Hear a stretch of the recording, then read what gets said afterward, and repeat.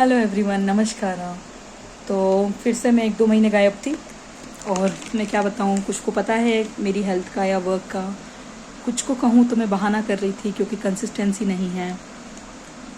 शायद अभी भी पूरी आने के लिए तैयार नहीं थी, पहले बता के गई थी और अभी ऐसा हो रहा है कि पता ही नहीं चलता कि कब आना है कब नहीं आना है। तो मैंने अपने रचनात्मक व्यक्तित्व को एकदम अंदर कहीं रख दिया था। शायद किसी और को मेरी ज़रूरत थी, पर एक जो चीज़ है जो मेरे पास है और हम सबके पास है वो है खाना बदोशी।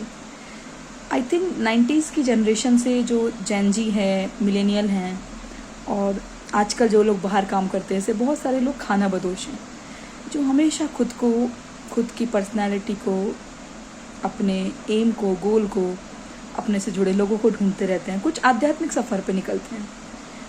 और कई बार वो जब आगे बढ़ने की कोशिश करते हैं तो उन्हें लाइफ के अनस्टेबल, मतलब ऐसे उनको स्ट्रगल आते हैं कि वो रुक ही नहीं पाते, चींटी की तरह चढ़ते हैं, गिरते हैं, चढ़ते गिरते हैं, एंड बहुत टाइम के बाद जाके उनको पहली मंजिल मिलती है।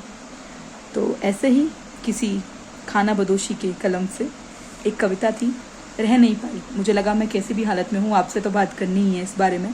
तो आप बताइए आपको क्या लगता है। कविता का शीर्षक है शून्यता से पूर्णता पे। शून्य से निकलकर जब चली मैं पूर्ण पर, शून्य से निकलकर जब चली मैं पूर्ण पर, शून्य ने यूं पकड़कर धरातल पे है पटक दिया। कभी खुशी कभी है गम, पर आँख हमेशा रहती नम, सोच और कर्मा को मिश्रित करके परोस दिया। जब लगा अब आ गई ठहराव के एक मोड़ पर, तब किस्मत ने धक्का लगाकर सब उलट पुलट है कर दिया।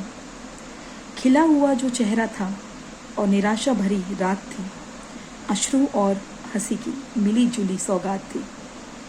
बहती हुई नदी समझ के कभी ना मुझे रुकने दिया, कुछ वस्तुओं का उपहार लेके पुरानी अभिलाषाओं को छीन लिया। भावनाओं का समंदर लेके चली जो बालिका, चाहतों का संग वहीं छीने जा रहे संसार के पाखंडी बुलबुले। भावनाओं का समुंदर लेकर चली जो बालिका, चाहतों के संग वहीं छीने जा रहे हैं संसार के पाखंडी बुलबुले। ना कुछ कहने दिया और ना कुछ कहते बना, 9 रस काव्य के पुस्तक में ही रह गए। भावनापूर्ण चेहरे से भाव शून्य व्यक्तित्व ये, बचपन के सफ़र से प्रौढ़ता की दहलीज तक, बहिर्मुखी स्वभाव को अंतर्मुखी है कर दिया। ये संसार के झमेले और किस्मत के थपेले, ना मुझे हंसने दिया और ना मुझे रोने दिया। पूर्णता में जाने के इस सफ़र में शून्य से शून्य को घटा दिया और शून्य को गुना किया। पूर्णता से मैं जाने के इस सफ़र में शून्य से शून्य को घटा दिया और शून्य को गुना किया, पर ना कुछ पूर्ण मिला और ना ही कोई शुद्ध था। बस असमंजस सा वैरागी मूक बंद स्वीकार था, बस असमंजस सा वैरागी मूक बंद स्वीकार था। ना कुछ कहते बना और ना व्यक्त करते बना। ये बताओ वैरागी परिंदों, ठहराव मेरा है कहाँ। ये बताओ वैरागी परिंदों, ठहराव मेरा है कहाँ। खाना बदोशी सी मैं जाने क्या खोजा करती हूँ, खाना बदोशी सी मैं जाने क्या खोजा करती हूँ। खुद ही दुखी और खुद ही खुश, पर कुछ ना व्यक्त करती हूँ।